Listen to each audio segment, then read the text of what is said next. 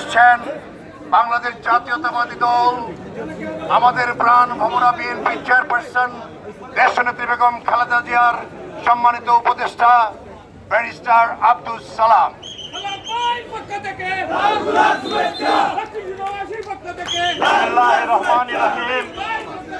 প্রিয় বন্ধুগণ, রোমান শুধু বাংলাদেশ জাতীয়তাবাদী ছাত্র দলের এই সিলেটের গর্ব, বাংলাদেশ জাতীয়তাবাদী ছাত্র দল বিএনপি পরিবারের ছাত্র রাজনীতির এক ঘনিষ্ঠ নেতৃত্ব শুধু নয়, রোমান বেড়ে উঠেছে রোমানের পরিবারের।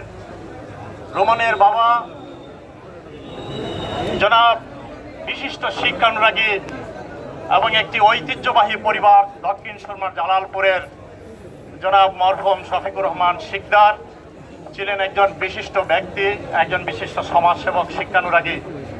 সিলেটের একটি ঐতিহ্যবাহী প্রতিষ্ঠান জালালপুর উচ্চ বিদ্যালয়ের প্রধান শিক্ষক ছিলেন এবং একই সাথে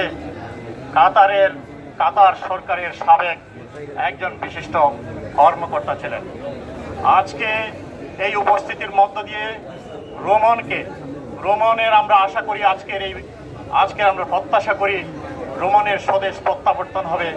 আগামী দিনের শহীদ রাষ্ট্রপতি জিয়াউর রহমান, দেশনেত্রী বেগম খালেদা জিয়ার সুযোগ্য উত্তরসূরি আমাদের প্রিয় নেতা জনাব তারেক রহমানের যে আকাঙ্ক্ষা, একটি নিরাপদ, সুখী, সমৃদ্ধশালী গণতান্ত্রিক রাষ্ট্র বিনির্মাণের যে প্রত্যাশা, সেই প্রত্যাশা পূরণে রোমন আবারও আজকে থেকে তার স্বদেশ প্রত্যাবর্তনের